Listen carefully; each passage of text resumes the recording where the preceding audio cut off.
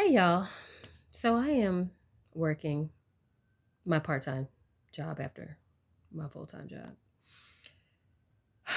Life be life in Georgia be Georgiaing. Can we talk about the car insurance? I think I bring up the Georgia car insurance like every video, but okay, I digress. I had to share that we often talk about the things that bother us or the things we complain, but I'm on here to give thanks. And this is what I'm giving thanks for. I work with an attorney that deals with child support issues, child abandonment issues. So I am tasked with making phone calls to the parents prior to these hearings that the parents have to have about child support. And when I say that I have to call both parents, so I get both sides of the story. And sometimes I have to just sit back because they are clearly venting and just let them talk. So this is not the first time that I've had this realization, but making these phone calls and talking to these parents and hearing both sides of what's going on in the disgust and the bitterness, it makes me realize how lucky I am, even though I raised my child as a single parent and it was hard. It was so hard. It was hard.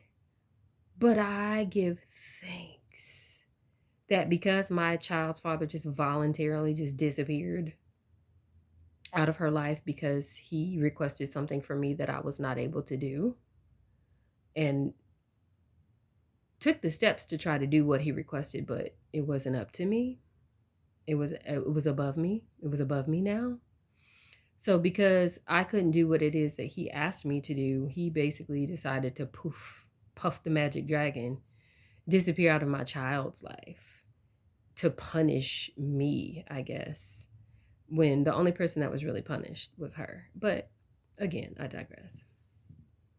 So I just want to invite some of the women who had to raise their child or children alone to recognize the blessing that may have been when you have an MIA dad, because I had coworkers and girlfriends who were quote unquote co-parenting, and the arguments and the disagreements on how to raise the children, where the children should go to school, after school activities, what's appropriate clothing and what isn't, who the kids are going to be with for the holidays, like just all these things I never had to deal with because he was MIA. So I sit here today in gratefulness for being a single parent. And it sounds weird to say that, but when I think about the peace that came with that, because I wasn't constantly at odds with someone else about how to raise my child, especially from two different households, I give thanks. And sometimes what we feel is a difficulty is such a blessing.